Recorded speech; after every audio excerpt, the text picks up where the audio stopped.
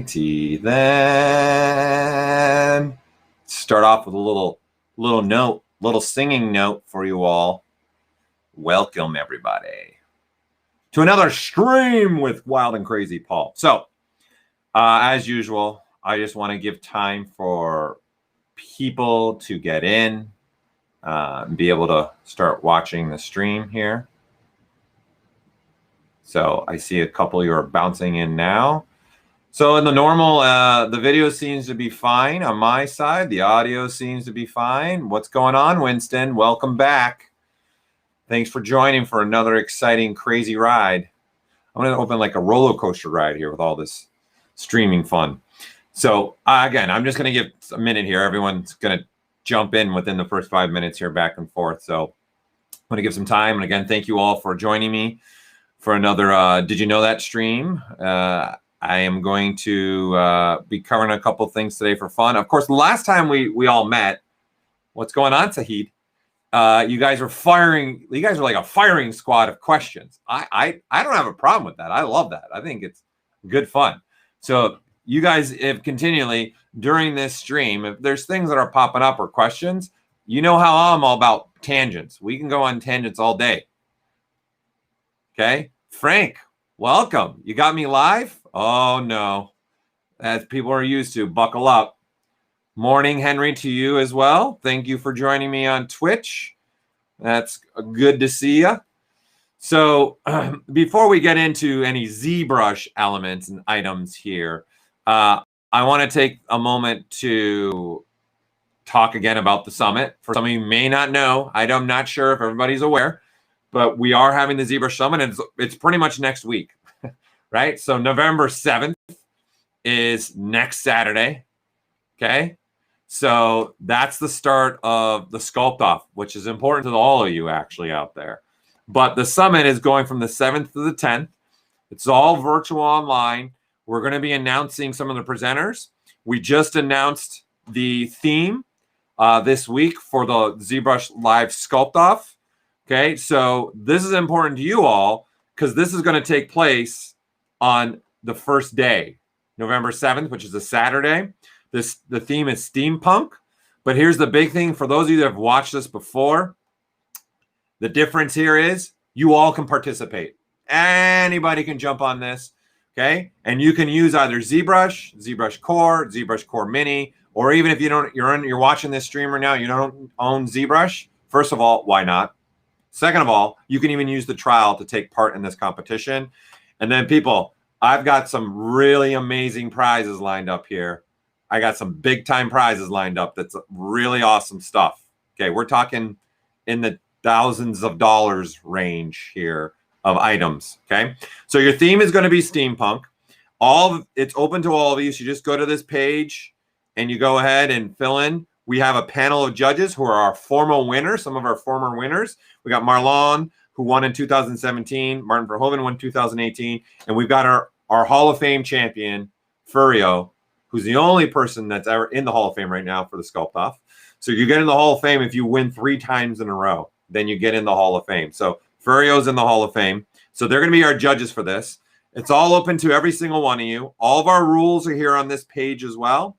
I'd highly recommend you read through the rules because the only application you can use in this competition is ZBrush. Nothing else. No Photoshop, no Keyshot, no any other external application or any external rendering systems. It's a ZBrush competition, right? And the other big thing is you guys got to do what I'm doing right now, which is just streaming. Okay, so that's the number one thing to qualify for prizes. You guys got to stream during the competition. So the competition takes place 12:30 p.m. to 3:30 p.m. Pacific time, which is, if it's easy for you, Los Angeles time.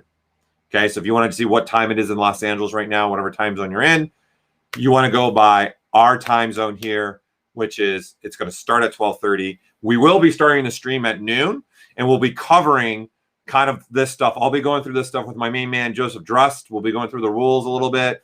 We'll be going through, again, what we're looking for. And we'll officially start it off at 12:30. We've got a nice little fun countdown going for you guys. So again, I encourage you all, man, get in there. You know, you never know. You never know what these 3 guys like. Okay, they might They might like something that you might not think is all right, cool, but they might really dig it. So what's this? All right, and it's just 3 hours of sculpting, right? It just improves your sculpting chops a little bit more, right? So it's definitely worth it. Okay, I'm gonna do a little quick adjustment of my camera because my head's getting caught off a little bit now. I think I hit the cord there. That's better.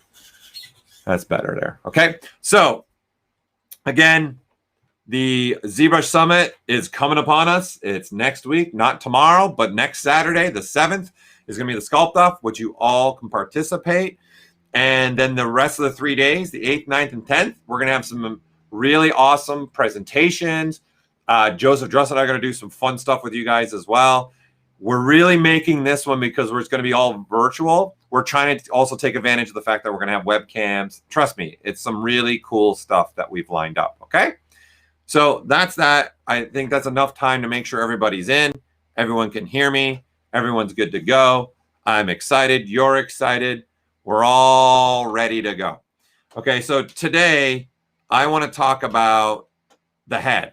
Okay, I want to start looking at this Soundwave head. So I'm just going to, let's see, we got my little image down there in the corner. Let me just look at this. So I like just to have a couple references for myself here. So this is something that, again, we talked a little bit about last week with this spotlight. So obviously this part of the image is really not important to me. So I'm going to get rid of it. Okay. So again, I'm just going to switch to a paintbrush. All right. And I'm going to turn on the paint option here in Spotlight. And I'm going to switch to the black color. And in essence, this is kind of a way to do masking of an image. So I'm using black paint to get rid of parts of the image that really are not important to me. And of course, my demo head guy in the back there is black because right now the color we've got selected is black. Okay, so that's good enough for me for that one. I'm going to click on this image now and I'm just looking at what you guys are looking at here. I'm going to move this to the head because this is what's important for me right now is the head. That's all I kind of want to focus on right now. Okay, and you know what? Let's go ahead looking at this and what you guys are seeing. Let's go ahead and also we don't need the white part here. So let's get rid of that too. I'm gonna get a little bit different alpha on here. Just I don't really need anything else but that headpiece part, right? So this is again just using pure black paint to paint out parts of the image that are not really important for me. I'm just looking at the head right now. And then there we go. That's good enough for me. Okay. And of course, as you guys are going through here, okay, I will be answering any questions that you may have as well. So, okay, so by all means, as we're going through this, fire away any questions that you guys have. I'm just doing a little extra little tweak of my images. Okay. And then there's one right here too. Hold on. This will annoy me. It's my, I don't know if whatever it is, ADD or whatever it might be. Those kind of things. I don't like having menu stuff in front of me when I work too. So there we go. Much better. Okay. So, so wait, there's a question coming through right now. I have a question about sculpting brushes. Can we use VDM brushes? Do these qualify under the insert mesh brushes? Okay, so you're asking about the Sculpt Off. Okay, so during the Sculpt Off, you guys can use any brushes that ship with ZBrush. Okay, so any brushes by default ZBrush installation. So yes, you can use the VDMs that are shipping with. So these up here, you 100% can use those. And you can use any other sculpting brush, even if you've purchased some brushes or you've made your own. Sculpting is the key. You cannot use any other like Imm brushes. Okay, so the only Imm brushes, insert multi-mesh brushes that you can use are the ones that ship with ZBrush. You can't import any other meshes. You have to start with what's shipped inside of ZBrush. Okay, and it's a Sculpt Off inside of ZBrush. We're keeping it really about ZBrush. It's one of the fun things about the competition to really challenge yourselves, right, as well. Okay, so does that answer your question for you that was popping up?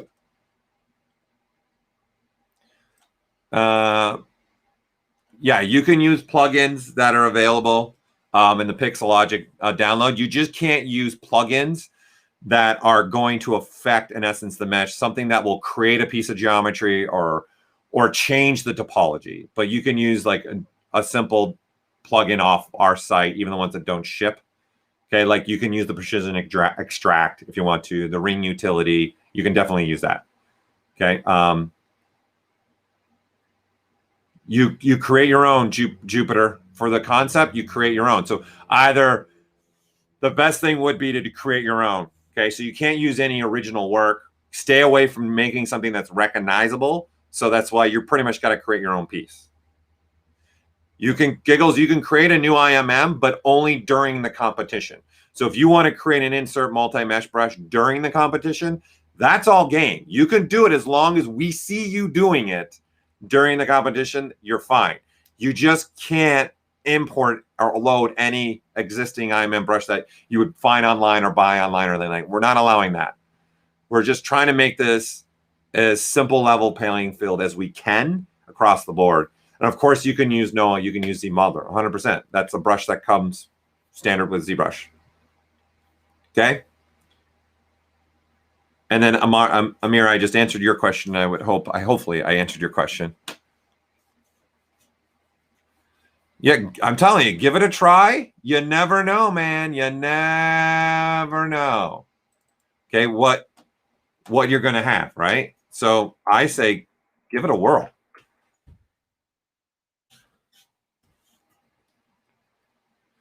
All right, so let's get into this, okay? Because unfortunately my schedule's pretty packed, especially we're doing stuff for the summit. Mr. Whistles, I'm using Spotlight. That's how I have these images. So I'm using the feature Spotlight to bring these images in. I personally like using this. I like having the artwork kind of just spread out like this, especially if I'm just going to quickly start sculpting him and working on him. I just find it way more convenient. Okay. And what I'm going to be creating exactly today is I'm going to do the head. I'm going to show you like the steps and the things, the process I would go through in making his head right now. Because as you can see, my head is still a sphere. You know, last week we got into it like a little bit, but we all went on tangents, which is awesome. John, no, you can't import your own alphas or textures. No, you can only use what's shipped with ZBrush, or you make something during ZBrush, then you can use that. Okay, during the competition. Yeah, you can use any matte cap material. We encourage that. If you go look actually at the rules and everything, in one of the snaps, we give you links to places. You can use any matte cap. That's totally fine. You can use purchased matte caps, downloaded matte caps from anywhere. That's accepted. Okay, so Spotlight, for the person I was asking, I was just in the texture palette, and all you do is you import a texture, and then once you have a texture, you select it, and then you click this button right here where you see it says Add to Spotlight. So that's all I was doing, right? So this is where you can go about and doing that. Make sense? Okay. And for your Maya navigation, I don't know if I couldn't say if we yes or no. The problem with Maya navigation uses the Alt key. And if you ZBrush's Alt key is used for a lot of things. There is a plugin that you can go and get. And I believe it's usually costs them, but they might be giving it to you for free. So there is a plugin that you can get Maya navigation. The problem is every other shortcut's going to have to change now, right? Because you hold the Alt key to sculpt inward. We hold the Alt key to deselecting, then do a lot of other things. So just trying to add the Maya navigation completely changes everything in ZBrush. So even what I'm doing right now, you wouldn't, all these shortcuts I'm sharing would change because of that too, right? So back to the Spotlight, click on here and click on this, and it'll add the images to the person that I was asking. I don't remember who it is because now I've lost the question. Okay. And to your Maya question, hopefully that helps you out.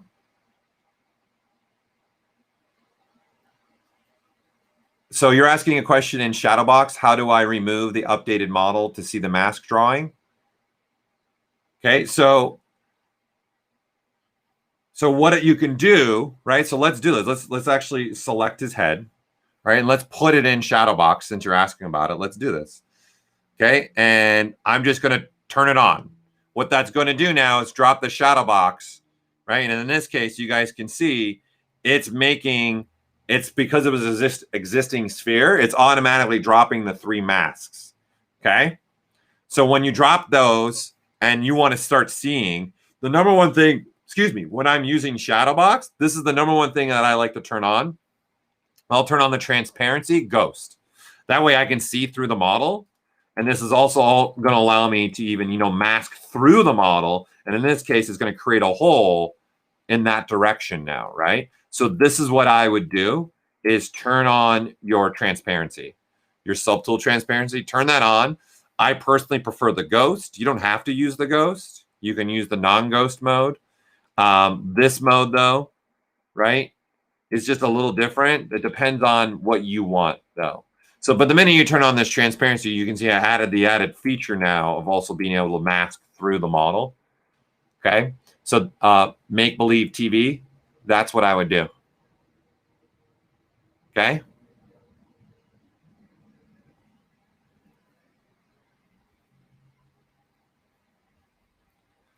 All right. So that's how I would go about Shadowbox. Okay. So, and as far as navigation, there are 3 types of navigations, by the way, in ZBrush. So those that know me, I use the right-click navigation. I do not use the alt-click navigation. I use my pen here with the right-click. So right-click rotates, alt, and then right-click gives me my move, and then control and right-click zooms in and out. This is very beneficial because I can actually zoom right into a portion of the mesh. So if we come out of Shadowbox, I can zoom right into a section and then zoom in another section. And wherever I'm rotating, it rotates around that. I find this navigation very, very beneficial. So, and again, it's to your question again, trying to implement other navigations from other applications completely changes all the things that are happening inside of ZBrush. So I can't say yes or no to anything, but honestly, I would encourage you, just choose one of the navigation systems inside of ZBrush and it'll become normal for you. That's all I can actually, unfortunately, that's about all I can say about the navigation, but I would recommend using the right-click navigation. It's for me, because even when you're zoomed up, you can see I can still rotate, I can still move, and I can still zoom.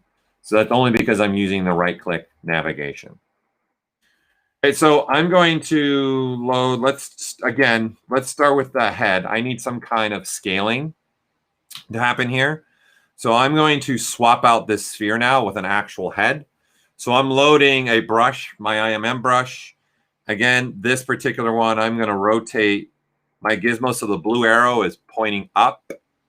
And because I have the gizmo on, and because I have this brush selected, which has insert pieces, I can actually click on something and we'll replace it. Right? So I just want to get some kind of head model in here. And you can see I can use different ones. I kind of like this one. He's kind of a little more wide, a little more plug-in, yes. The Z switcher, I don't know. You have to go to their website and see. I don't know if it's free or paid. It used to be a paid plugin. It may be free now.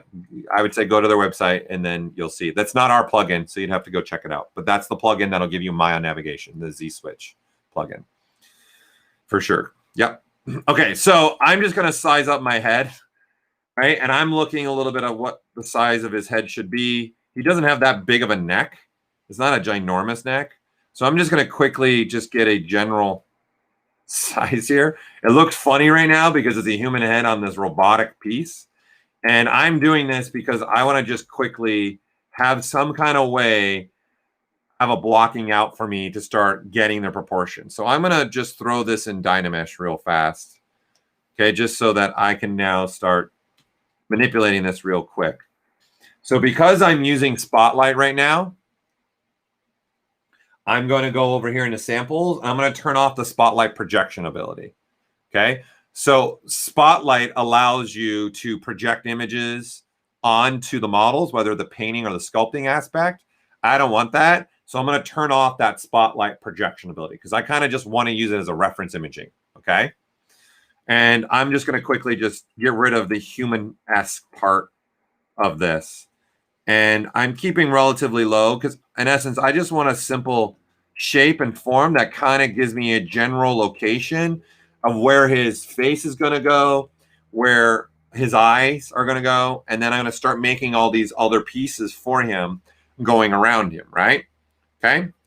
So the first thing I want to start doing is blocking out kind of the overall, like the width of this, right? And start looking at this. Like obviously the top's a little bit more wider. So I'm going to use a move brush, but in this case, I'm going to use the IMM. I'm going to use the Move Infinite Depth. This is a great brush. Mr. Joseph Dress, if you're watching, okay, it's super useful. I get it. Okay, so I'm going to click on this, and what this is going to allow me to do is if I want to start kind of just quickly blocking in some form, and he needs a little more volume in the head, so I'm just going to use this and keep redynameshing just to give a little bit more volume. Now, the reason why I'm using this brush is when I pull like this, I know that it's happening all the way through the model, okay? Make believe, I'll come back to your question in a second. So you can see all this, it's happening all the way through. If I was to switch to the normal move brush and do something like that, you can see it's not going through all the model. So I'm sure you guys have ran into this where you're kind of changing something at a certain angle, and then you realize as you rotate, oh no, I wanted the whole, that there's a whole section through there. I wanted that to change. So that's where this Move Infinite Depth is really a nice touch, right? So now I can kind of block this out a little bit more. And I like to smooth a little bit. Let's now just look at just his head right now.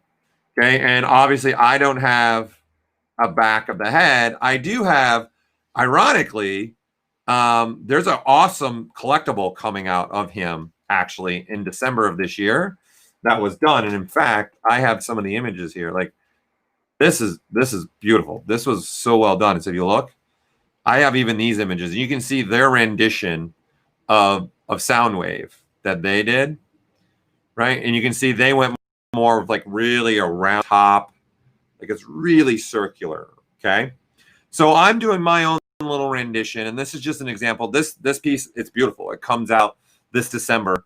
Okay, but I wanted to show you guys. I'm looking at the head, and again, I'm going to stay a little bit more true to the 80s, like this one was. This one's definitely more true to the 80s, but they added their own little touch to this. It's definitely not like exactly like the 80s, but you can definitely see the 80s reference in here, right? It's beautiful. It's a really nice piece. I'd recommend jumping on there and looking. I think it was, I don't remember the company or the name, but if you guys just put Soundwave Bumblebee Collectible, it'll pop up. I know. That's how I found it. Okay. So let me move my images back into place. Okay, this one's good there. So let's move these out. And now I'm going to move this. This one's good there. And then let's move this one down. That one's good there again. Okay. All right. You guys get what I'm doing here. Okay. Wait, there's another question that came through for the IMM brushes. Okay, so your question real quick about the IMM brushes. Okay, so I'm just going to grab one. So the question's being asked when they're drawing out these IMM brushes, they want them all the same size. That's an easy thing to do. So you can see I can make all these the same size, even if I zoom out, even I get really close, they're all the same size. It's the only thing you need to do, it looks funny now, is use the control key. So when you start drawing out, you hold the control key, and then this is what it's doing. So this is going back to the person I was asking about navigation. All this stuff now would change if you're trying to use like the Maya navigation. That means because you're going to, I think they're using the control key to sculpt now, right? So all this little hidden gems you're going to might lose with a different navigation. Okay. That makes sense. So all you're doing is dragging out, holding the control key, dragging out, holding the control key. Okay. So first draw out and then hold the control key. And what it's doing, it's using the brush size, right? So if you can see, it's the size of my brush.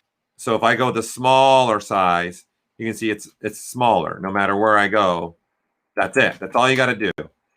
If you save that out, okay, and have that size set, you're good to go.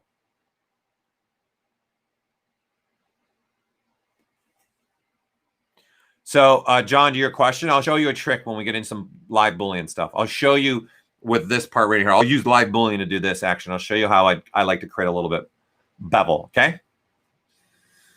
All right, so let's get back to this. Okay, so now what I want to do is making sure, right, like that width that I'm looking at for its width is kind of there, right? And it's giving me what I want. All right, so let's just block in really quick a little the mouthpiece. Let's get sizing of that because that's a crucial part of him, right? That's definitely an important part. So I've got this headpiece in here, and in fact, let's start making a folder.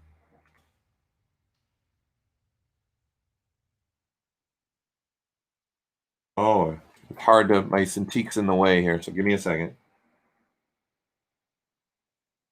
So I'm going to start making a folder here because I'm going to start adding pieces. So number one, I'm just going to go ahead and I'm going to insert just anything. I don't really care what it is. I'm going to rename this. I'm a component guy of naming things as I go because once I keep adding and adding, okay, well, good to go, right? So now I've got this piece. I'm actually going to replace this. This is just a cube, right? It's not really relevant. So in fact, here, let's turn off some of these other things here because I just want to look at just the head right now. So let's turn off everything and just look at this. So this is just a cube. That's all this is, okay? And so what I'm going to do is replace the cube with a plane. So I'm going to use the gizmo to do that because since I have this shape, you know, I have here and I want to start making that mouthpiece. This has got thickness and it's like a cube. It doesn't make sense to do it this way. So I'm going to do this. I'm going to click on this gear and I'm going to click a poly plane right here. Okay. And what that's going to do is drop a plane into the scene. So here's a plane now that's sitting here. All right. And what I'm going to do is clearly there's a middle line for his mouth, right? Clearly there's a line of interest right there. Okay. So I'm going to limit this topology. So that's what these cones are here, okay? These cones right here are about limiting the topology. So you can hit the W key. You can actually go back and forth between the cones to the gizmo. The cones to the gun. I'm just hitting the W key. That's it. Normally, to the question, would I finish this all in one go? Yeah, I would finish this all in one go. Yeah, I would just keep sculpting. Like if I wasn't talking and walking guys through everything, I could probably kick this Soundwave out. If I had to throw a dart at it, you know, I'd have to be really far, like where he looks cool, probably 10 hours in. And then I would probably, knowing me, I'd spend another 10 hours just mulling it over, adding details and other things like that. Okay. So what I'm going to do is I'm going to limit this to just one span this way, in essence, in the middle, and like this. So I just want, in essence, I want two faces on either side. Okay. And then Jupiter, to your question, yes, you can use references, but do not bring in. Okay, Jupiter's asking a question about the live sculpt off that's happening again November 7th that you all can take part in. Yes, you can use reference images, but do not bring in any like final reference image in your streaming window because it'll just make it more fun for people to watch. Okay? And you can use an image plane. Let me get through this because I want to start blocking this out.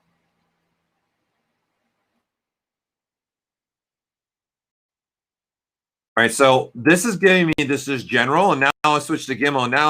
Now I just start sizing this a little bit and making this fit. Now, the reason why I want this head here, why I took this little head and have it just generic, I want to use it to my benefit. So this face, right, his mouthpiece kind of moves, right? It's kind of got some roundness or what we call a drafting. So that's what this has. See, there's a draft to this head. This plane doesn't have a draft, so I'm going to take advantage of using this. So what I'm going to do first is kind of just have the plane close enough so it's almost touching. And I'm going to come over here, and I'm going to use one of the new features, okay, in 2021. I'm going to turn on dynamic, which is not new. And I'm going to turn down the smoothness slider here. So in essence, dynamic's on, okay, but there's no smoothness happening, okay?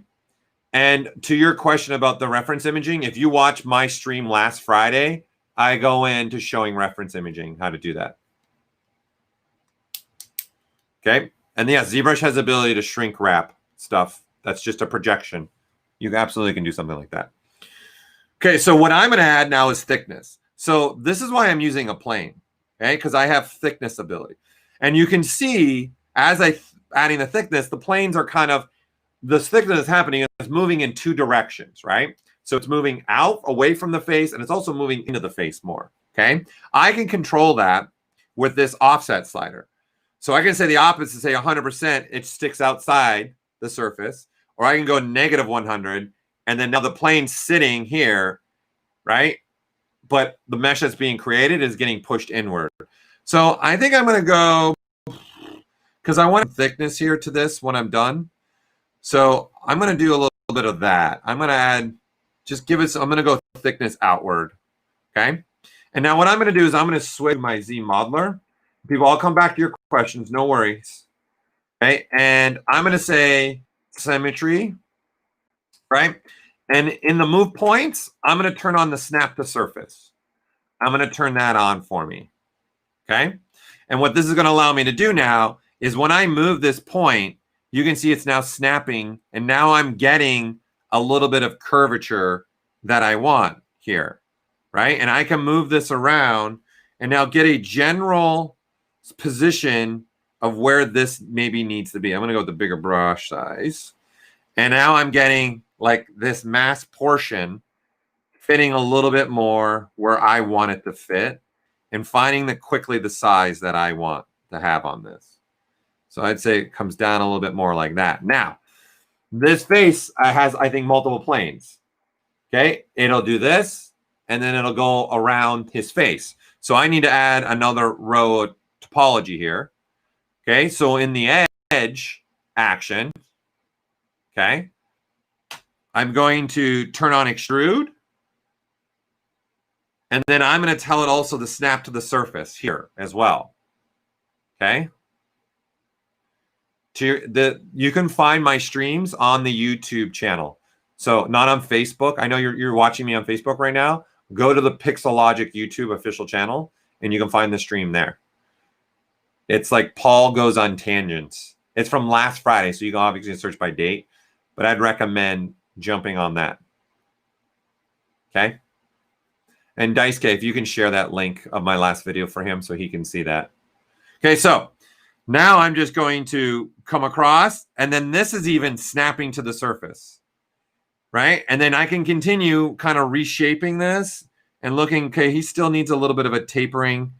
And I can look at this and and I know when I'm moving this, I know it's snapping to this surface. And that's important to me, okay? Because that's what I want happening. I'm making this mask happen here, right? Now, at any time, I want to change it up, and I want to put maybe a little bit more, maybe volume or movement in this. I can switch now back to insert, and now I can add an insert point here, right? And I can even just switch to the move brush and add a little bit of some roundness to this. So I'm just using the move brush now with the Alt key to just give some roundness also this direction. Right? So I want some roundness this direction. I want roundness this direction as well, right? So that's all I'm doing here. Nothing real crazy right now. Now I want to see what's this going to look like when we go to use this and in essence make it a mesh. Right now, if I turn off dynamic, it's just a flat plane, right? And you can see it's sitting within its surface. If I turn on transparency, you can see this is what I've been making. Right? But because I'm using dynamic, right, I don't actually need the transparency. I can see what's really going on here. So what's important to me is I'm going to do some creasing now. Okay, so I'm just going to crease this, and I want these edges creased here, these edges creased here. Perfect. And I want that edge creased down the middle. Okay, because in his face, he's got kind of like a nice line going down. Then there's a nice little point of interest right there, right? And so now that I have this, I'm going to throw on top of this now in the dynamic, I'm going to throw a little bit of smoothness. So I can see what is this going to look like if it starts being divided now. So now I'm looking at this, okay? And I'm seeing what this is going to start looking like divided. right? And what I also want to do is I'm going to go ahead and for me, I'm going to crease this right here too. So I'm going to crease this and I want to crease those edges as well, right? And now we have something like this happening. Now I can start controlling these creasings in a different way. And right now we're getting something like this and like this is because you got to remember what I'm actually sculpting on is just a flat plane, right? This surface right here, even though you can see that edge right there, it doesn't actually exist right there, right? The only edges that exist are these edges right here, okay? So there's ways to change this up, and you could do, say, something like this, where now I'm adding the divisions at a different time, okay? So this post subdiv tells ZBrush when to add the thickness, okay? So post subdiv on by default is going to tell ZBrush divide, then add the thickness. If I turn it off, it adds the thickness and then it divides. And because I've got creased edges, this is what I'm starting to get. Okay? Does that make any sense? Is there understanding the difference between that? Okay? Now, what I also want to do here is play with my creasing. I don't like the creasing that I'm getting right now. It's too perfect. It's too sharp. Okay?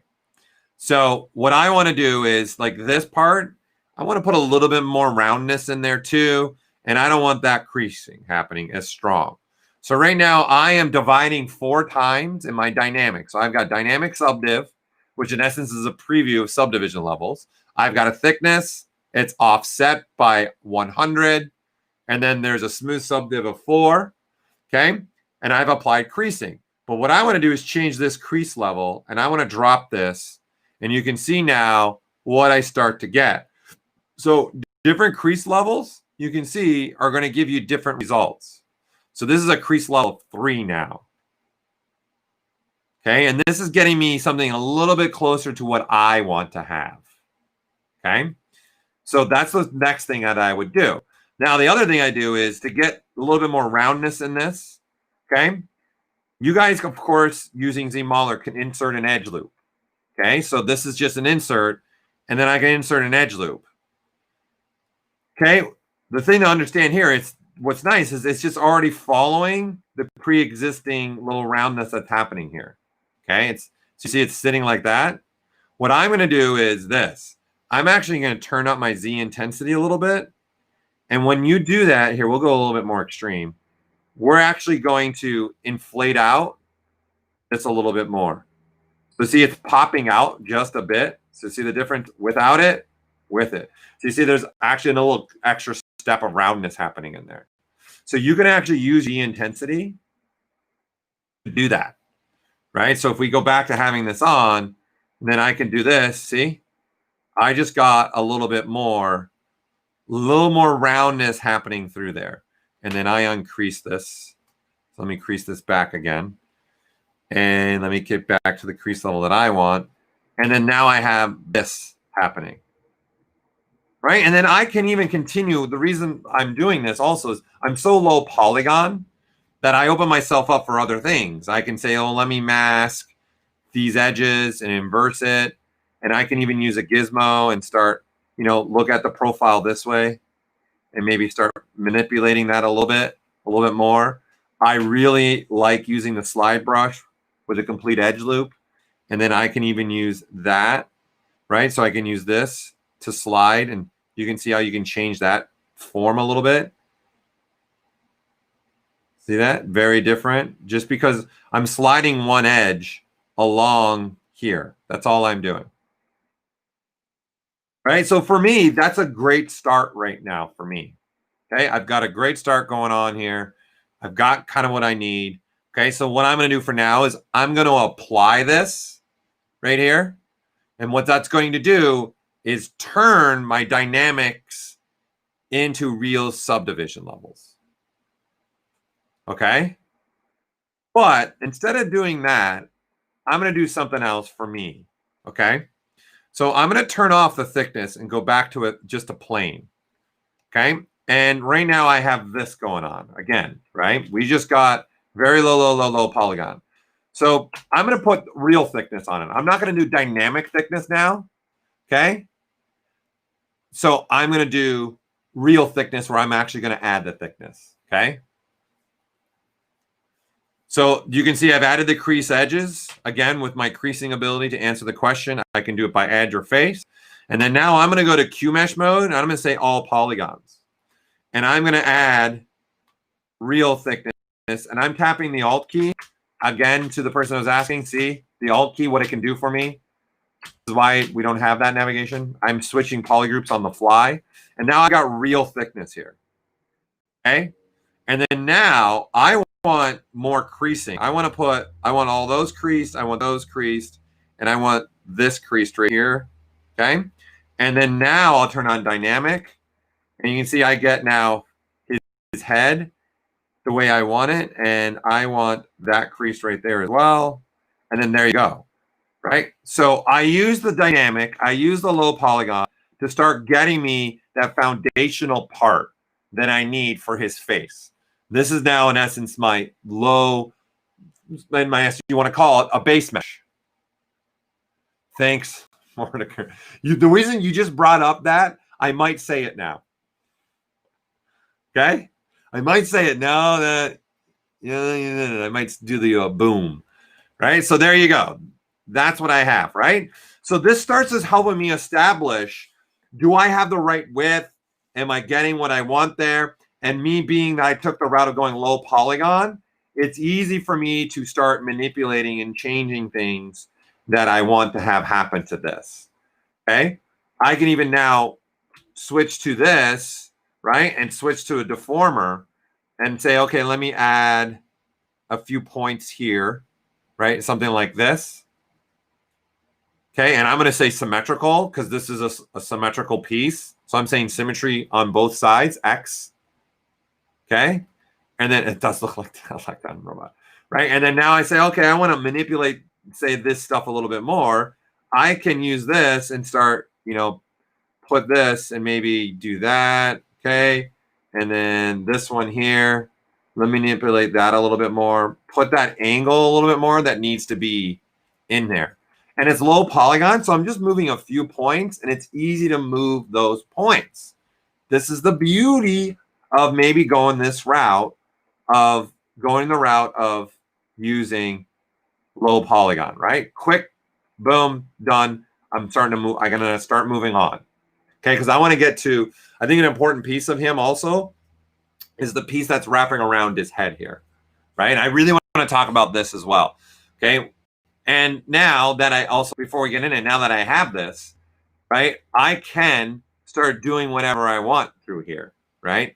I can even say, all right, let's go through here. Let's insert multiple edge loops. Okay. And I can do something like that. Okay. But watch this. I can say, how about we do an interactive elevation and I want it to be linear. So I can actually do this and then go left and right and add kind of like a little bit of beveling. See, like that? So you can see in here, he's got a little bit of bevel. And see, I just put that in the whole thing using that technique now. Right? So if we look at it solo, right there, that's starting to give me a little bit depth now instead of like that, just straight across. I'm going to use the ability of this, and then I can go up and down. So now if I want to, I can say, let's get very specific. I'm going to say, I only want 2. And then now I just do this. And I know I want 2. And now I'm just going left to right. I can go in, I can go out, and I'm going to add a little bit more bevel like that. So now I've got like this little beveling going around the whole face shield mask, right? And then I'm going to move these 2 points down here. I don't like where those are sitting. Okay. And I'm going to stay true to what I'm doing. I'm going to hold the Alt key, click on this point, drag it to this point. I have now aligned my gizmo. So when I'm doing this, I can actually see, do a little bit and just, I want that to be a little more flat right there. Okay, so you can see how this quality, what this is, right? Okay, you see where I'm going here. Yeah, I think that's what I'm streaming, unfortunately, right now. I didn't double check and see if I was streaming 1080. I'm streaming 720 right now. Okay, so now that I have this, okay, I want to start doing the other piece. As you can see, I got now that face part for him. I want to do this piece right here. I think this is really important. This is a good point where picking the right feature, picking the right way to go, sometimes will make things fast for you, okay? So this is definitely like, from here on, this whole little thing I'm about to talk about is 100% Lisa needs braces, Lisa needs braces, Lisa needs braces. And it's a part of, look up here, look at me, look at me, look at me, right? Okay, so again, we've been talking about in the past streams, I like to block things out real quick. So let's block it out real quick. I need something here to give me a general sizing of this piece right here, this thing right here, okay? And you can see in the 80s version one here, you can see it's different. So this is, again, where guys, I want to hit home with you. Even though I'm doing Soundwave, if you guys did a search in Sound, you're going to see a whole bunch of different types of sound waves. So as long as it's got the general of Soundwave and people look at it and go, oh, that totally looks like Soundwave, that's all that's important, really, right? The coloring is going to help it again with that, and getting the main like pieces of him, like that big chest plate. His face is very Soundwave, and there's having that one cannon, right? It's just like Mickey Mouse. Any kid today, if you make a big, huge circle, make two little circles on the top, everyone's going to say, that's Mickey Mouse. Think about it in that sense, right? So don't get too married to your concept sometimes, or when you're trying to make something like this, because this is clearly different than the cartoon actual anime version. You can see it's completely different. So just pick one. I'm going to go more with this one. So what I'm going to do is I'm going to insert a ring torus. So I got a ring here, okay? And let's go and say, okay, I need this to start positioning to be the actual thing that's wrapping around his head. That's going to start here around his face, right? So they're going to do something like this. I'm going to say, okay, should wrap around like that. I definitely want it to fit with his head, right? Like this, right? And I want to take advantage of it's a circular shape a little bit, something like that. Now, this is clearly now blocking, right, that front of the face. So I need to get rid of that part, right? I need to get rid of this part of the face, okay? So let's go ahead, make it simple, right? Let's use some Dynamesh. Oh, Dyna. Oh, Dyna. For those that know the song Donna, there you go. Ricky Valens, right? Richie Valens. Okay.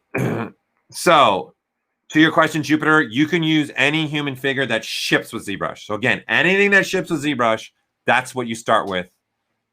Thanks, John LaBamba. That's what you can start with. Okay, so there, happy little Dynamesh. I'm going to turn on symmetry, and now I'm just going to switch to some selection, right? And I'm just going to start selecting out pieces. Okay, I think I need a little bit more looking at my reference. Looks like I need to keep going with this to at least there, because I want a little bit of that to be shown for sure, okay? So I can do this if I want to, okay? Now, there's going to be other ways we can go about doing this for sure if we want to, but I'm going to just keep it real dirty right now, and I'm going to re-Dynamesh, and now we start getting stuff like this, and I'm just starting to start using this as, okay, what is this shape like, right? How high is it? How tall is it? That's what I'm important, right? So you can see this needs to sit a lot higher, okay, and go lower. So I'm just going to switch to my extender deformer, and I'm just going to extend this up a little bit. So it's more, so it looks like this one's tough to see. I'd say it's right around his chin. The bottom part's I'm going to go with right around his chin level. Okay. And in fact, let's not do this symmetrically, because the top part's going to sit a little bit. I want that a little bit higher because his eyes are going to come into place here, right? I got to put those eyes in. So I'm going to need that. And then the bottom, a little bit there, right? I love this deformer. It's just a quick way for me to quickly do something, right? So there we go. I've got now a start here. I got something brewing here. I got something going. Okay, the problem is this looks ridiculous on him right now, right? But my goal is, do I have the right sizing? What's my width going to happen here? So now I can start hitting it maybe with a sculpting brush and say, okay, well, this needs to be a flat, right? So let's turn on symmetry. So this needs to start getting flat. So I'll turn this brush on, right? To start flattening it up. Okay? And then there's clearly a line beveling happening here, and then there's a beveling happening up on the top, right? So I need to start, I can sculpturally do this, right? Just sculpturally keep using, I'm using the H polish brush and start adding these plane shifts in here, right? You can start doing all this and working this way for sure. I can even switch to something like the clip brushes if I want to and clip right across the top, and then that's flat, right? So that's nice. The problem I have here is this right here. It needs to have another angle. Number one, I've made it a little too big. Number two, I need it consistent. So you can see it's wider here than back here, right? And you can see in the bottom, this one also has the panel. So there is this one piece on its head has multiple profiles to it in essence, okay? There's the profile of looking at it. What does that profile look? Then when I look at the top, it's got to be circular, right? And then I want a consistent type of beveling happening when I'm looking at all the other angles. So in essence, I got to have this profile shape here, right? So if I was drawing this out, I would need to have that profile shape for sure, right? I would need something there to do that. So here, if I switch to the paintbrush, so what I mean, hopefully you guys understand there's multiple profiles here that I'm going to need. So I'm just going to draw on the head. Why not? Okay, so what I mean by this is there is a profile, like looking at the front, right? And that profile kind of does this, comes across like this, then it comes straight down, right, like that. And then there's a little bit of a profile down here, and it gets a little bit bigger there, and then it has an angle, right? So this is what I'm talking about, this shape from the front view, right? But then I need the profile from above, roll out, I love it, to go around the head. And then I need consistency happening everywhere because I'm trying to do hard surface. So for me, it doesn't, this block out is good to just give me general, okay, I've got a general thing here. What I'm going to do now is I'm going to take advantage of some other features here, and it's going to make things easier, okay? Because I'm going to go, this front part needs to be very flat on his head. It's very flat if I look from the side, right? It's not doing this, right? It's like this. Oops, wrong piece. It's like this from the front, right? This is what it's doing. It's super flat from that side, and then this, right? And you can see I'm starting to get a little bit more closer and closer and closer, right? And I start getting the kind of beveling that I want, but you're never going to get this right in here, okay? But I've got at least a general thing here, and I'm looking and I'm going, okay, that's looking good. It's starting to give me. So in essence, for me, everybody, I would go and start blocking all these shapes like this, really rudimentary, and just go through that process, okay? But I want to show kind of where I would go with this now. This is not going to work for me. So my end result, I'm not going to use this piece. This piece is just a reference piece. So just like you guys are asking about reference images, I'm using ZBrush to make reference imaging, but I'm using it making 3D referencing instead, okay? Do you need the trick of how to stretch the model again? Is that what you're talking about? It does, right? 100%. Soundwave does look a lot like Snake Eyes, doesn't he? Super, 100%. Okay, so your question was the person asking how I stretched it. Are you referring to when I did this? I went to this, and I stretched it like that? Is that what you're referring to, how I did that? Okay, so this is a deformer, and this is a mesh deformer. Okay, thanks, Fluffy Panda. By the way, that's an awesome name. I love that name, Fluffy Panda. It's awesome. Okay, so you click on your gizmo, then you click this gear, and this is going to give you options. I've got all these 3D shapes here that I can play, and there's a whole bunch of deformers that do some really amazing stuff. You can do some crazy stuff with this. One of my favorites is the extender. I love this deformer. I use it so much, so much. So I'm just going to click on that. By default, this is what you'll get. By default, this deformer is going to work symmetrically. So if I pull on a top cone, it's also moving the bottom cone. Vice versa, if I pull on the bottom, it moves the top. If I pull on a right, see it moves. And then what it's doing is adding that. See, from the top view, it's doing that. So I'll just keep this on so it doesn't flash. All right, and then of course, you've got all the every single angle here. You can make some really amazing stuff here, right? You can also do different things with these cones here, right? So each cone is going to do something different, okay? So this is a sizing cone. So if I did this, and then see, I can start sizing things up and out. So I can add more of a profile thing like this where I'm expanding it, but then the top half, I want you to scale that up a little bit. That's what these white cones are doing. So the orange cones are doing the extensions, and the white cones are doing a sizing, okay? That's all these are. So every orange cone is doing the same thing, and every these white cones on top of, or the grayish tone on the top of the orange cones is doing that, right? That's all it's doing. Now what I did is by default, this is working symmetrically. So right here, there's red, blue, green cones, which is representing X, Y, Z. They're representing Y, X, Z, right? So this green cone is symmetrical. So you can see there's two types. So I can actually turn this to 1 or 2, right? I can say, well, let's go 0 or 2. I'm going to go 0. And now what happens when I pull on this, only the top half. So you see that bottom orange cone is not moving anymore. And if I pull on this, and that's what's happening. Okay? I'll symmetry back on. And what's nice about this plugin, you guys can do stuff like this. And you can see this is adding new topology. And you can even tell it over here. You can tell it even to inflate out. And now you've got like a little ridge like that. Or you can go the opposite, tell it to inflate in. And now you got something like that happening. And you got a nice clean cut happening in there, right? So that's an inflate. This orange cone is just, do you want the new topology to be creased? So we're double slicing, and you can see, you guys can see the creasing, flashing on and off, on and off, on and off. That's all this orange cone's doing right here. Okay? And then the last cone is by the symmetry. The one above it is just, do you want to have more topology spans going through here? That's it, right? Because then that's going to make a difference when you do an inflation, right? That'll make a little bit of a difference in there. If you have that at 0, you get a little bit of a difference in there just having that, okay? Does that help? That's how I did it. All right, so back to this thing. I need to make a better representation of this. This representation is garbage, but at least now I've got a general sizing here. And yes, these deformers are default inside of ZBrush.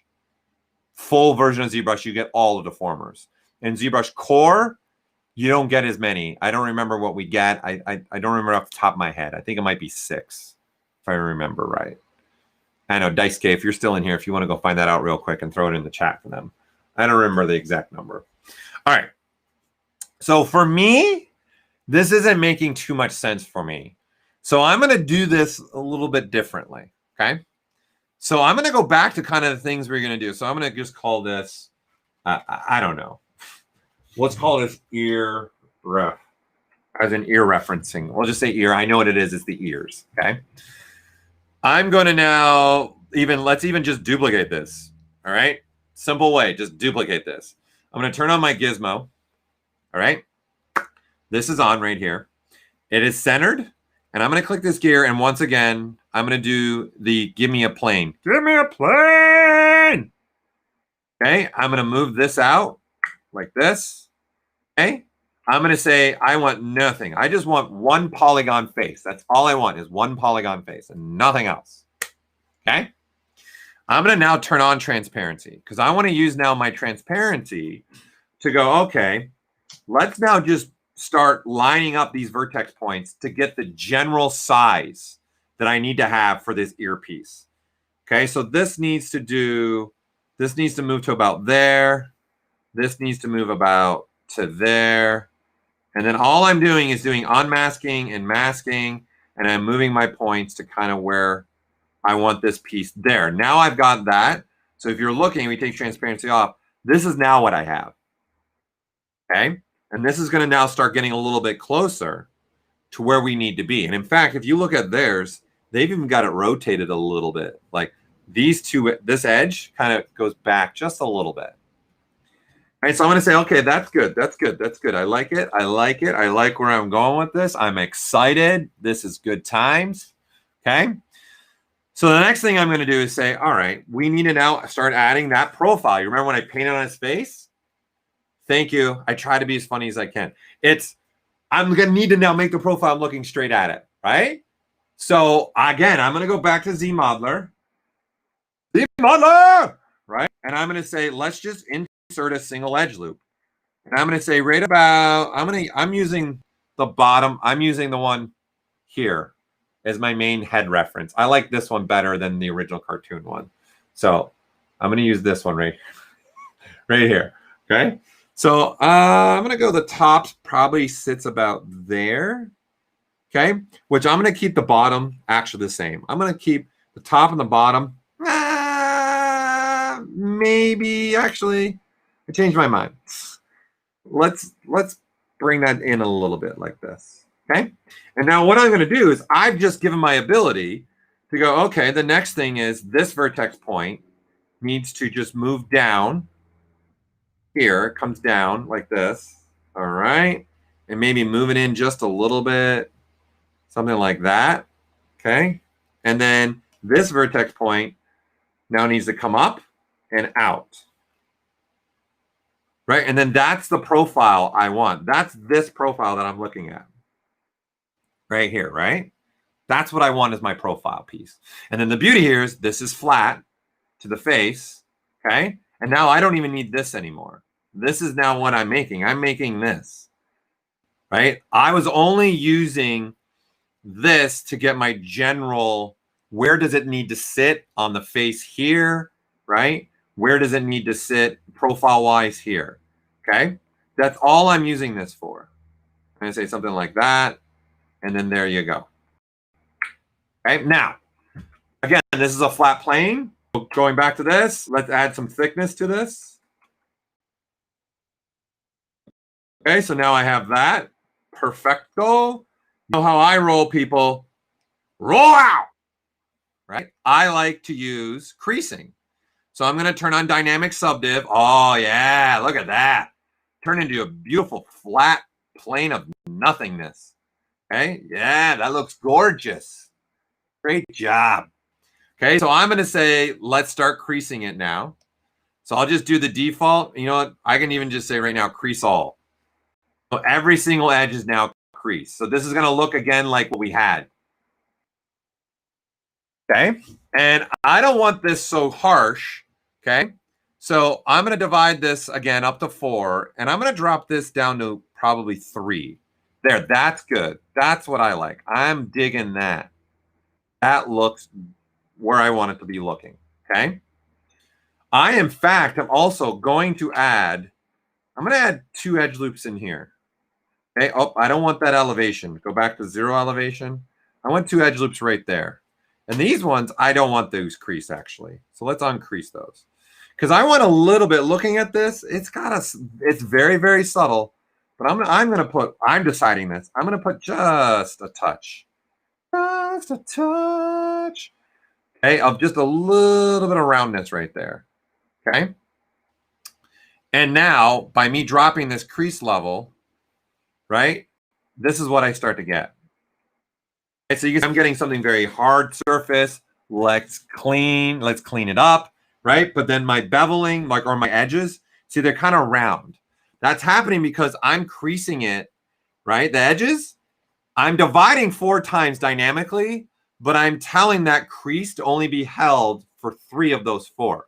So as for all those that know what creasing is, creasing tells the program to say, hey, whatever edge is creased, you're not allowed to move ever. Wherever it is in space, it stays.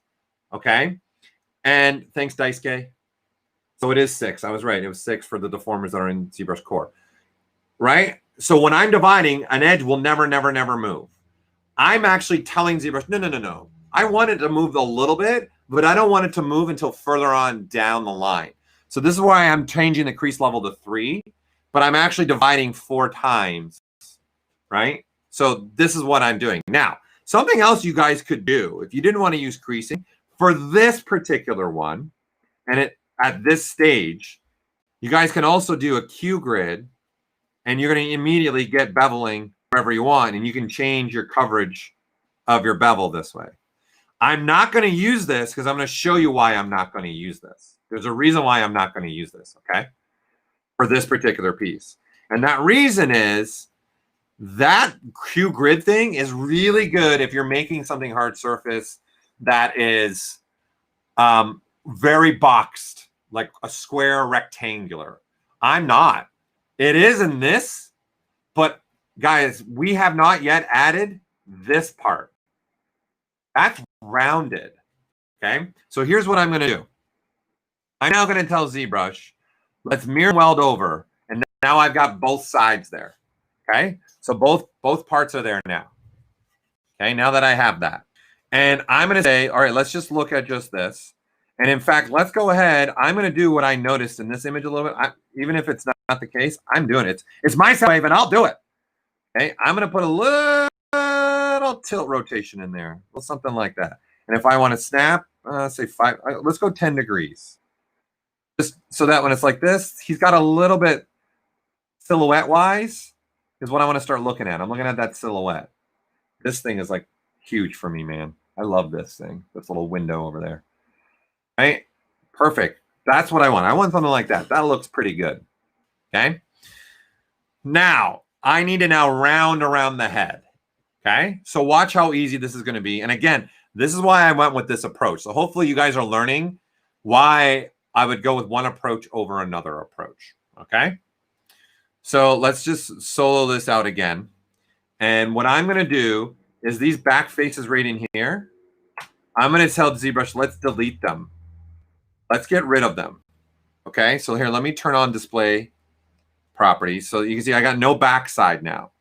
And here, I'll just make everything one polygroup so you guys can visually get a better look of what's happening here. Okay, so I deleted the black faces, back faces. So what I have here actually is like an opening surface, right? So sometimes film people will use this, or gaming artists will use this kind of technique, because why have a back facing if you as a gamer will never see it? You're wasting rendering. Same thing within a film. Well, there's no point in putting a backspace if you're never, ever going to see it. But I'm doing this on purpose because I want to do something in particular. Okay, so I'm going to turn the solo off here now. And what I'm going to do is hovering over this edge, I'm going to go to bridge, 2 holes, and say circular. Okay. And now what I'm going to be able to do is I can click on this hole, and now do something like this. Right? So I can take away the number of spans that I want, add spans, do whatever I want, right? And I can see and find one that maybe the arcs would work better for me. I can undo it. So I'm feeling the arcs is a little bit better. I don't need a lot of topology, right, to start doing this. I really don't. Like, that's starting to give me a little bit of the shape that I want. You guys can control this with trying different things.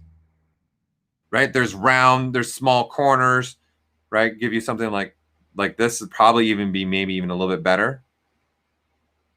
Go, maybe that's the route I'd want to go with him on this. Something like that. I want to have more of that shape maybe. It's really up to you. So you just figure out what shape you want. You try a couple different ones. This is the beauty. I'm just undoing, and then I'm trying a different ones. And I'll be honest with you, I'm trying to keep the polygon count still relatively low. Right? And you can see I'm getting different variations in polygroups as well. And I can tell it not to do that. Polygroup flat, right? So then when I do the whole, it's all one polygroup. Like, do you want a flat back portion like that? Like, what do we want? Again, it's my world. Right? It's my world. Okay, so I'm just going to throw one on here. I'm going to say, yeah, that's good. That's good right there. Okay, but there's nothing stopping me here to continuing, because this is low polygon. I can now do things like I said. I love to switch to slicing, and I can change that shape right here. There's nothing now. Okay, that gave me my base. You know what? I want to add another edge loop through here, right? And so that I can add another edge loop through here, right? And you see it's following the curvature. You guys now know if you turn up your intensity, right, it's going to do that instead. But I don't even have to do that. I can just do this, add an edge loop here. And then now I have this, and I can now go masking as well. There's just multiple ways to go about this. And then kind of add a little more volume in there. Maybe you want a little bit more volume there. I want a little bit more volume in here. Make that be a little bit more rounded in here. Now, here's the benefit of also going this route, okay? We have now all this shape ready to rock and roll and go here now, right? And I'm gonna move this point. Let's turn off snap the surface. What's happening there? Yeah, there, people. It's your world, man. You do whatever you want, right? When we turn on dynamic back on, we now have this. Now the beauty is, because this is low polygon, I can say, oh, you remember this profile? Remember we were talking about how hard it was getting it around? Now this is easy. I can come here and say, let's crease it. And I'll do partial creasing and do this. And then now, boom, we've got that profile happening wherever I want. Okay? And then it doesn't, if I don't like what's happening here, this is where I like to also from above view. This is why you should look at the profile from every angle. Right? And then I can throw this on. Okay? And I can say, okay, I don't need that many points. That's good. Maybe let's go, yeah, that many points. And now I can use, say, this, and I can kind of just reshape this a little bit more if I want to as well. Do a little bit different shaping it, right? And if I want this to even start moving a little bit closer, don't be shy. Get a little closer, right? So you see how easy this starts to get, right? And I need to crease that edge in there too. I want a little bit of crease there. And then at any point in time, if I've got things going on that I even want to edit, you guys can continue editing. You can even go back and say, oh, I don't like that. And you can delete. Like what prefer? Do you prefer that? Do you prefer that? If I delete that, I'm going to get that, right? So I'm dealing with very, very, very low polygon. So it's really easy for me to even just continually playing with this profile and messing with it and getting what I want as a profile. Right? And again, I can even mask this off, mask that off, switch to the gizmo. I'm in semi mode. I can do something like this, and I can even rotate this a little bit. So it's just, there's so much that I'm going to be able to do now. Because keep in mind, this head that I'm using is just for general reference. I'm not keeping this thing. I'm using it to just, I can start almost getting rid of this. I'm getting close to where I'm getting rid of this a little bit. Is this making sense to people? You guys see how different if you think differently. Okay, and then you just start doing whatever you want to this. Okay, I kind of like what's going on here, right? So I'm gonna do this. Maybe I want to add another edge loop right here. Maybe something like this. And then I'm gonna say, let's Q mesh this along the poly loop. And maybe I'll put a little bit of, tapping the Alt key keeps changing my poly grouping on the fly that I want, right? And now I can go back and saying, okay, I want that creased. Making sure I got all the creased edges that I want, right? And then now when I smooth, this is what I get, right? And I definitely want those creased. And I want that creased. So then I get something like that. And you might like that. You might think, oh, that's too much.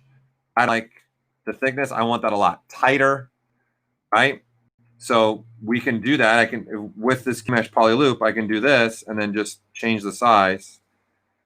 And now I've made it look like that. Like that's probably more the world I want to sit in for him. If I want to put a scribe line like through that like that. So from this angle, that happens. Okay. Okay, Dead Duck D, are you talking about this? This is a brush called Z Modeler. And I'm using the space bar to pull all these elements up. What's up, Bradley? How are you? Okay, does that make sense? All right, now, someone asked, are you still here, the Mr. Live Boolean, and wanted to ask a question of how I handle maybe throwing some beveling? Anna, is that person still in the stream? Are you still here?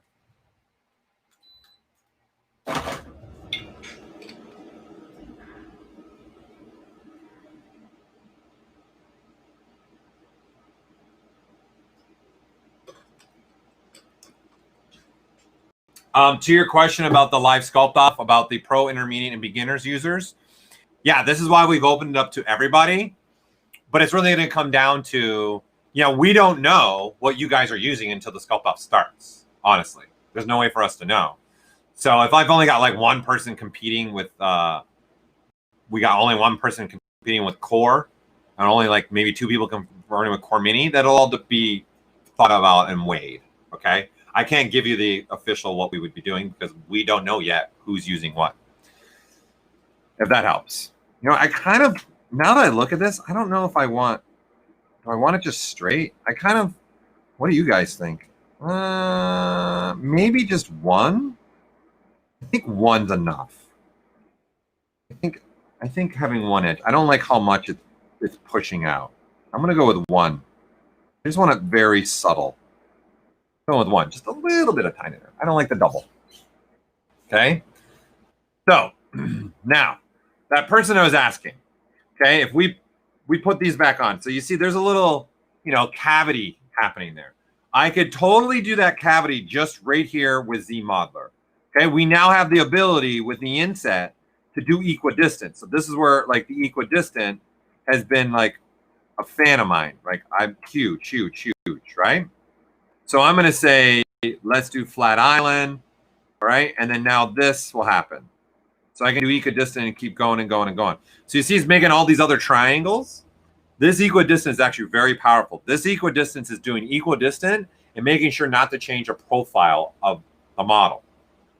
So this is more noticeable on something that's more got surface going on, right? But what I can do is use this slider down here and I can do a customized snapping. And so now when I go to do this, you can see I don't have any more of those crazy triangles. Okay, so you can definitely use this. Now, the thing with this is you are limited to the topology that exists here. That's what you're limited to, right? That's what I have going on here, in essence, what I mean. Like, I can only go so small because you can see right here on this face, right here, it's starting, these two vertex points are getting closer and closer, right?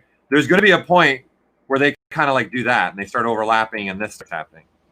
Okay, so to the person that asked about the live Boolean, this is where maybe I would decide live Boolean instead. Okay, so this is what I would probably do. Okay, I would say, all right, let's take this flat surface. Let's go Q-mesh and flat island. So flat island is looking at the flat polygons all along the same shape there. I'm going to start pulling on it, but I'm going to rip it off. Rip it off like a Band-Aid. Rip it right off. Okay, so what I'm doing here is I'm not just doing a Q-mesh in this sense. I'm doing a Q-mesh that then ripping off the surface, and I'm tapping now the Alt key as well. So how you're doing this is when you're using Q-mesh, okay, is you click and now hold the Control key, and then that'll rip off the surfaces. So now I have something like this. Okay, and for me, I'm going to highlight these. And now I'm going to split them. Okay, so I got that piece. This piece is going to be in dynamic. And now I've got this piece, and I want to put it right below here. And I'm going to call this now, I'm going to give this a name for me. I'm going to call it ear subs. That's just what I like to go to. Okay, and I don't need this anymore. I can delete this now. And now we'll just call this the ear. Let's just call it now straight up ear, man. Yeah. Okay. So what I have now is I got a subtool of this, and I got a subtool of this. Okay. So I'm going to definitely do this so that there's some thickness here. Okay. I want to get some thickness. Okay. I need to make sure my edges that I want creased that are happening on here, I need to do on this one as well. So I'm going to make sure these are all matching crease-wise. Right? Because when I do this, I want it to look the same. I want that same look to happen, right? So you can see the profile that's happening here. Right? And then now, since this is a different piece of topology, okay, there's nothing stopping me from scaling down. Now, when you scale down, that starts to happen.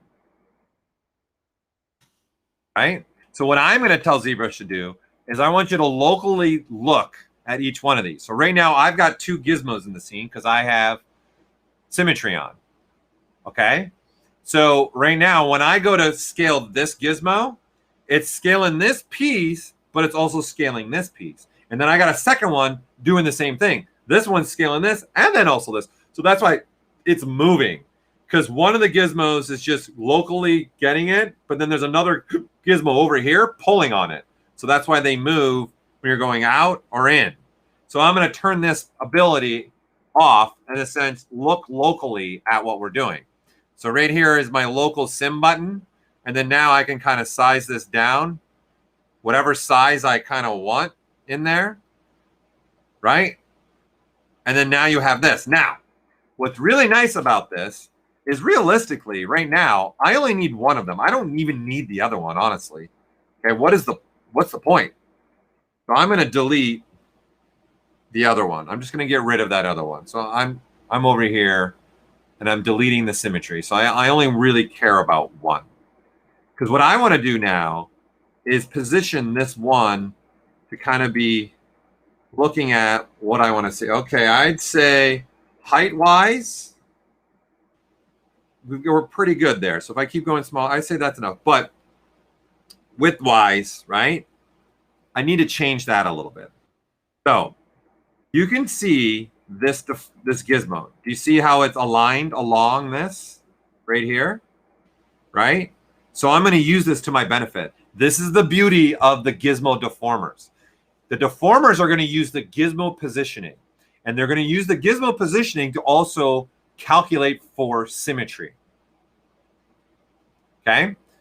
Yeah, and then we have a bunch of videos for ZBrush Core, but not for ZBrush Core Mini. It's really simple. There's literally you launch, you start sculpting. There's not much to it. There's only a couple brushes. You don't have anything like what I'm showing. It's it's really great to just get going. Okay, so now I have this, right? I'm going to come here and click on Deformer. And if you notice, the Deformer takes on the same, right? The same thing. So what I'm going to do is I'm going to knock this all down to literally, I've only got 4 white points here because I've got symmetry right here turned on. You see if I turn this off, it goes from 4 to 8. So I'm going to say go symmetrical. And now all I got to do is just start pushing in, and then look at that. I am now just uniformly changing the size of that. Maybe not that much. Maybe a little bit more like that. And then now let me just reposition this a little bit. And I want that. That's what I want to be in the cutting in surface. Okay, did you guys get what I did there? Did anybody get lost? Anybody, everyone good? This is why I take a swig of water, making sure everyone's with me.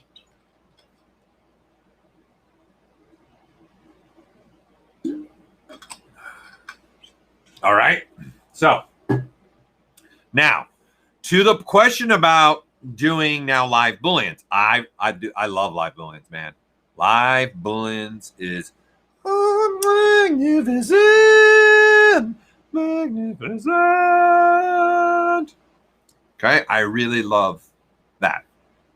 Okay, so what I'm going to do now is this is a subtool. Okay, this subtool is sitting below the main earpiece. I'm going to turn this now into a subtractive. So here's your icons for live boolean. There's 3: union, subtractive, intersect. So I'm going to turn it into subtract. Okay, and then I'm going to click live booleans. And now what this is doing is you can see it's cutting in to the surface. And I can go deeper however I want, right? I can keep going deeper and deeper and deeper, deeper if I want to. And do something like that. Like, depending on also what I'm planning to do with this, how deep do you really want to go? Okay, now, the one thing that I want to do with this is add a nice little kind of, along this point out here, I want to start adding some kind of beveling to this, right? So right now it's just very sharp. This edge right here is very, very, very, very, very sharp.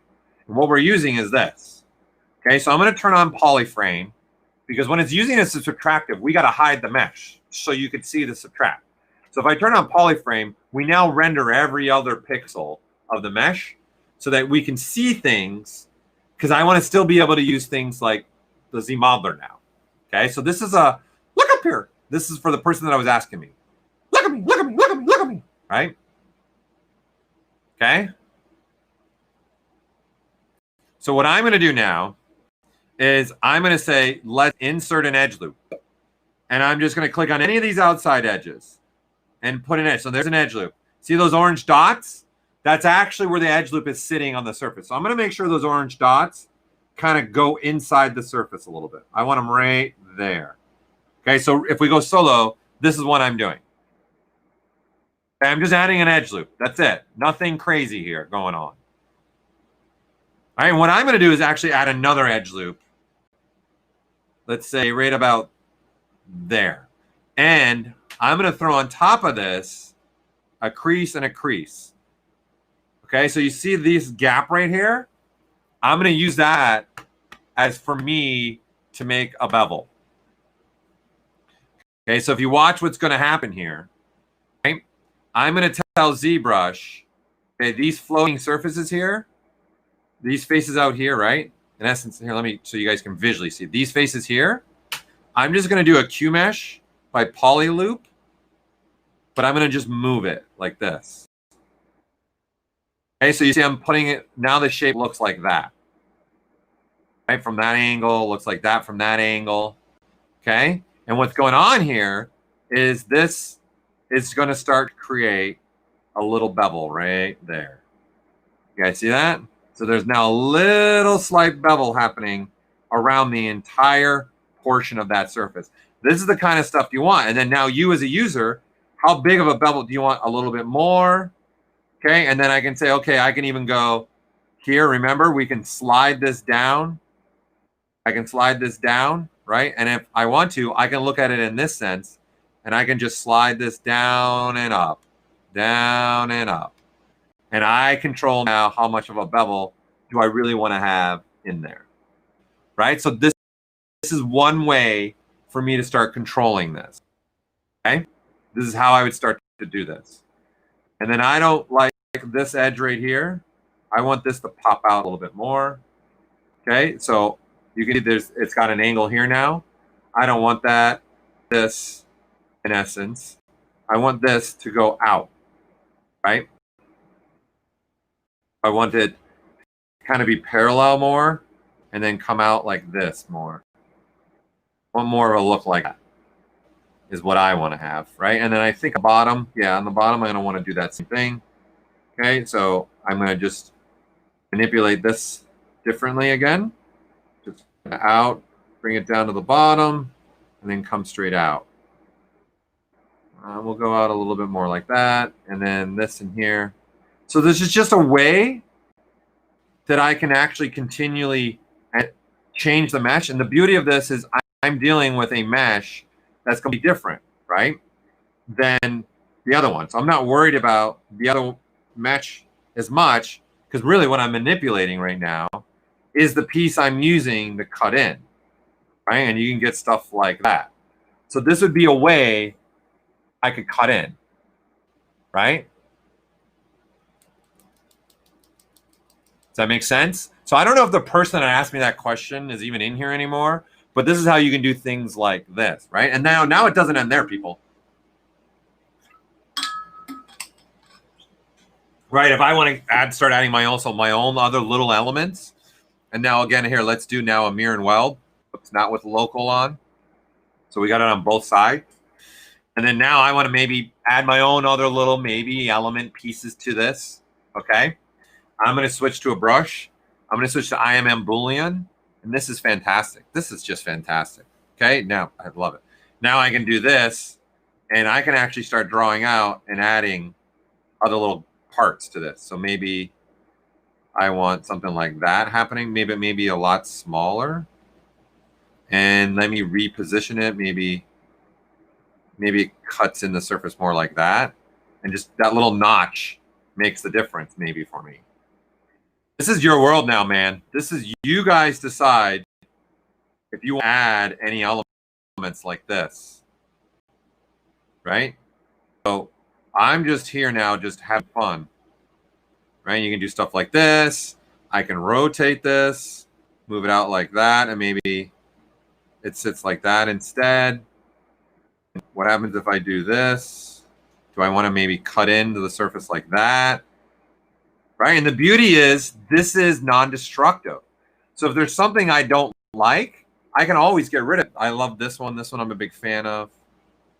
Maybe I want to have something like this going across like that, and then maybe doing more like that, going just across the top, maybe up here, maybe a lot smaller, right? Like this is now going to make it, if you want to get a little bit more crazy and add more things, all this is one subtool that has these pieces, right? So this piece is doing my main cutting in, and now I'm adding all these little other smaller elements. And again, non-destructive. If there's something you don't like, oh, I don't like this piece anymore, then just show, and then hide it and delete hidden, and then now you can see that's gone, right? So it really opens up more things for me. Okay, so this is how I start doing all this stuff. And if I just want to go back to, no, you know what, I only want, right, this is the only thing I want. I don't want anything else, then I delete it, and then there you go. We're back to this, a non-destructive way of working. Okay, you guys, does that make sense for you? John, since you're the one that asking, unfortunately, I'm going to have to get going soon here because I got a bunch of other stuff I got to get going.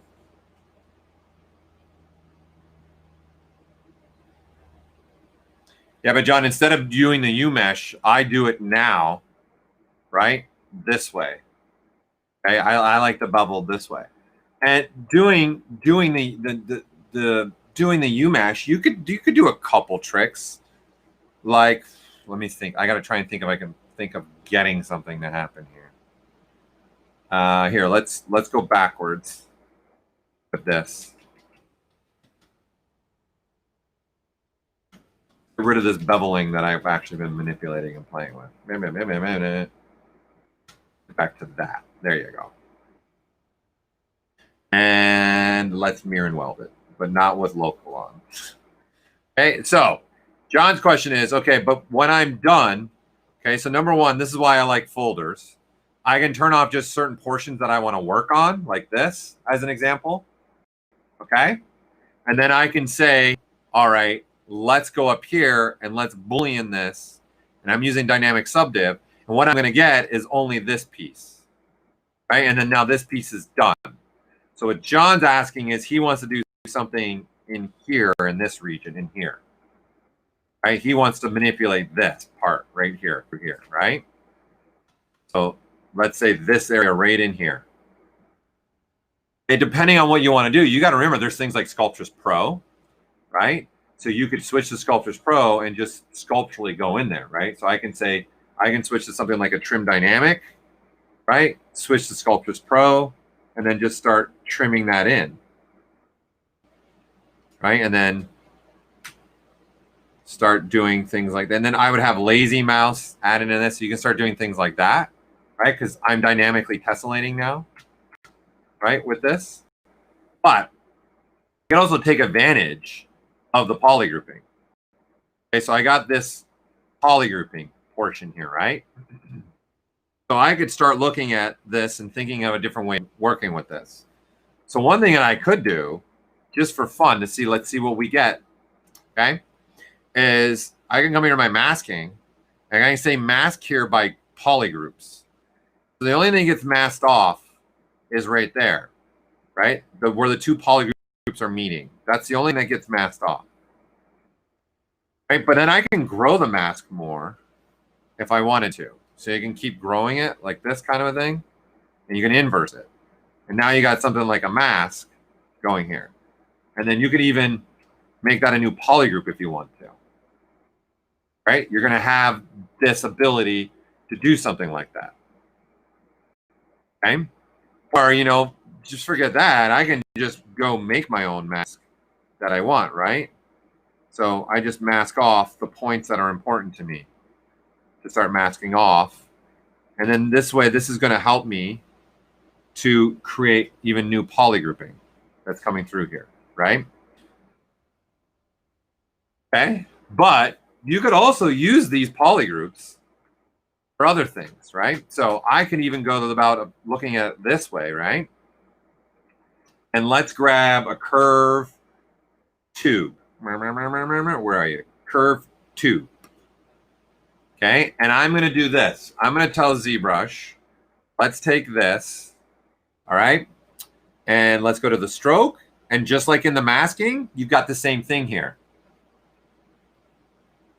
And I'm going to tell it just polygroups. And now I get curves there and there, right? And now if I tap, see, I'll get a tube that starts to happen there, right? So I can tap over here, and then I got the tube over here as well. Okay, now what's convenient about this is if we delete this, you got to think about it. You can even now come back and even use these tubes now, right, as a secondary cut. And then there you got something like this, right? So you can do something like that after the fact. And I'm just going to use live booleans again, right? Because I don't have that in the original because I'm using a piece to give that cutout, right? And then now I'm just doing it. I'm using the cutout. Now, what's nice about this, okay, well, let's call this one 1 cut. Okay, and let's turn this one off. Let's go back to this. Let's redo this again. So I just want these two polygroups, right? And again, going to stroke, frame the mesh, okay? And this time, I don't want a tube. What I'm going to do is over here in the brush palette, in the modifiers, there's an actual modify slider. And you see it says 20. I'm going to turn this down to, let's go 3 first. So I'm going to put 3, enter. And now when I tap on this, okay, I start to get a different shape. This is starting to become like more of a triangular shape.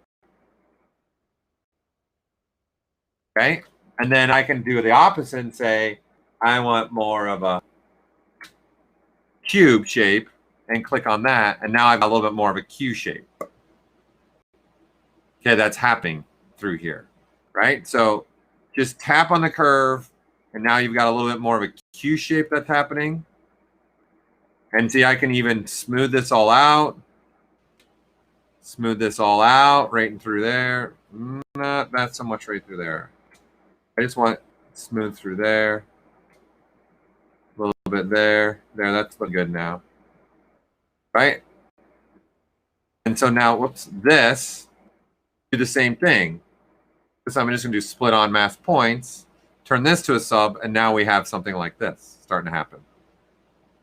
Right? So there's a lot of different tricks you can start going about this and trying different things. So you have one now that's maybe a little bit more harsh, and you got one that's a little bit more soft.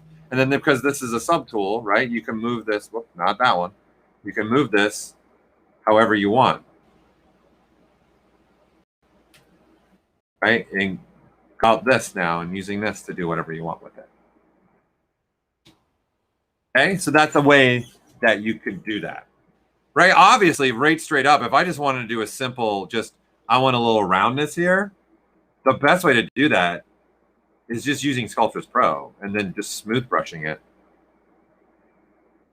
Right? So you see there, I'm smoothing this out all along there. Like if I just want a little bit of roundness in there, that's what I can do right in there. Right? And then there, that's softer than that. And that's maybe all I need for rendering. Okay, but something else that you might want to also do that is part of Sculptris Pro is the Tessimate. So you guys can come here and I can actually Tessimate the whole thing.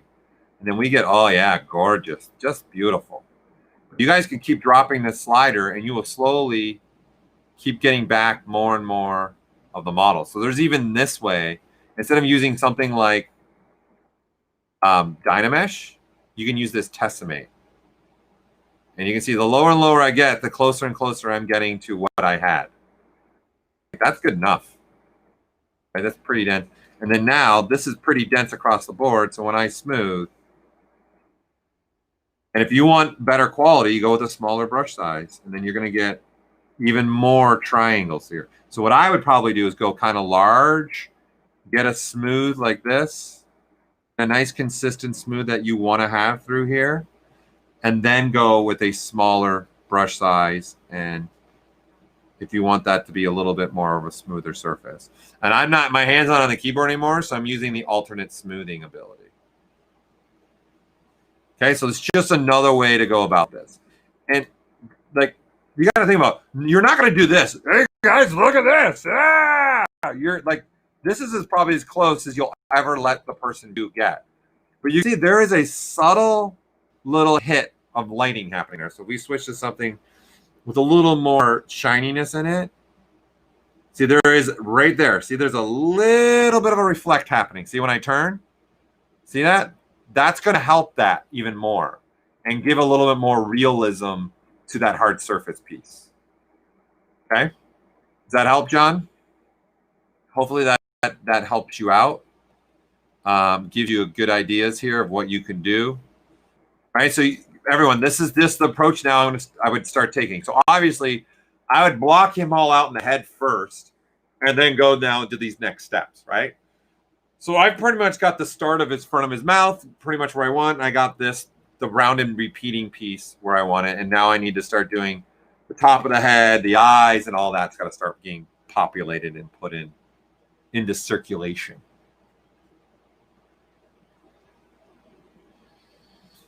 It's going to, in this case, it was easier for me to build it in ZModeler. But if you remember, you know, it's a good thing to get your proportions right. Because right now I don't build this way. Because now, are the eyes even right? Like, I don't know if the eye size is going to be correct and what the head size is. I get all that down, really rudimentary, really ugly. That literally takes me, you know, like 10 minutes. But all I'm just really trying to figure out are the proportions. I'm not worried about all the things that we've been talking about, the angles and all that. I haven't been worrying about any of that. Okay? So, but there you go. There's the start of where I'm going to start going with this. And I'm always looking around like this to figure out what I'm going to do. Okay? That's the braid I would recommend, John. Build a very, very quick Dynamesh. Use that groups option. I love using that groups option, and then build right on top of it. It's like building a reference, but then you're figuring out the difficult parts of a model, getting proportions right now. That's why, everybody, my rudimentary, right, part of him is very, very simple. It's not crazy, but I've got all the proportions now, making sure I got everything that I want in this set, in this part. Now his cannon's not on. Right? This is important to me. Is why I'm making this. Is this head going to end up being way too big? That's important because now, see, I've added all this. Look how much more volume's in his head now. It looks way better, right, than what we had previously, right? If like that looks silly, but now that I start populating with the actual heart, now we're getting somewhere. That's starting to look like a transformer head now. Okay. And trust me, my goal is I'm gonna get this guy done. It's gonna happen. It's gonna happen, people. It's gonna get done. Okay, so I gotta get out of here, unfortunately, here. But before I do, is there any other questions that popped up that I may have missed? Because you guys are really starting to do the old rapid fire questions, which again, I love it. I love the rapid fire questions. Did anybody else have any questions that popped up for them as we were talking today? Happy to help, John. That's why we do these streams. We make sure all of you can be involved. So again, I'm going to reiterate for everybody, the Zbrush Summit. Look up here. Look at me. Look at me. Right? Is happening next weekend, November 7th through November 10th. I just went backwards there, right? So, and again, what's happening on November 7th is for you. The ZBrush Live Sculpt Off this year is not invite, okay? It's any one of you can participate with ZBrush, ZBrush Core, ZBrush Core Mini, even the trial of ZBrush. Your theme is going to be steampunk. So just come up here, call for submissions. If you haven't submitted already, why not? Why not? Okay, call for submissions. We got our 3 judges that are going to be doing this. We've got some great inspiration here for you guys. Okay, I love steampunk's a fun one. I think it's a great theme to play with. Okay, the one big thing that you guys have to do, though, is you have to stream. Okay, so we've given things here to help you guys out, setting you up for streaming. And you're going to have to stream either on YouTube or Twitch the entire 3 hours. That's one of the rules to be able to qualify for a prize. Okay, so you gotta get in there, and I would recommend don't wait to start streaming like when the contest starts at 12:30. You know, start a little early. Maybe just warm yourself up a little bit, and then Joseph Drust, myself, and Jessica Drew, if you want to have our stream on another monitor, we're gonna give you guys the exact 5, 4, 3, 2, 1, start. Okay, so keep that in mind, right? So it's from 12:30 to 3:30 that you're competing. You guys got to get your images up on our page that we have dedicated for this that will come live on the day of the sculpt off. I would highly recommend you guys to, if you're going to compete, like don't sculpt for the whole 3 hours because we're stopping submissions at 3:30. Okay, and then of course there is rules. Please read through the rules. Like literally take the time, go through the rules. We give you a lot of links here. Here's all the madcap questions somebody was asking. We're giving you links to more madcaps. Okay, and then there's other specific rules. Number 1, there's a graphic you guys got to have. Like me right now, you can see I have. You see it says the 2020 over by my Pixologic. That's the graphic you guys got to have up in your stream the entire time. We're giving you that graphic. Okay, in here, it's right here. You guys got to download that and have that in the stream the whole time. Please read through the rules. We're only using ZBrush, no other application. Only the only meshes that ship with ZBrush can be used. You can't import a mesh, okay? But if you want to start from something with inside of ZBrush and build, you can do that as long as it's being done within the 3 hours. You can use any sculpting brush. You can't use any Imm brushes, insert mesh brushes. You can only use the insert mesh brushes that ship with ZBrush, okay?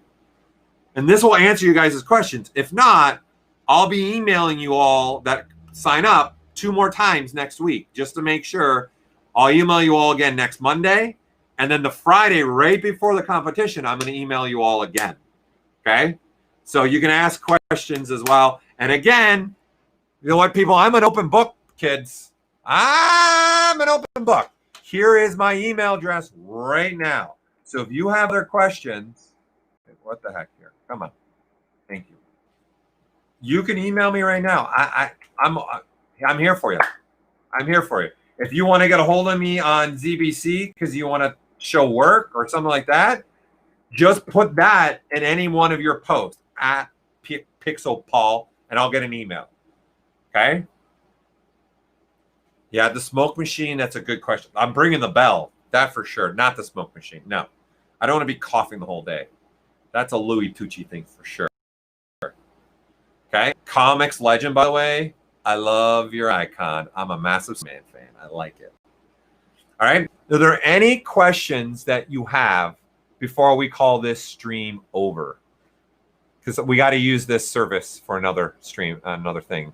So, and do some other elements. Did I miss anything that somebody really wants to ask? Because fortunately, I got to get going here. Thank you again for tuning in and watching this. Hopefully, you guys had some fun. You learned some things here, right?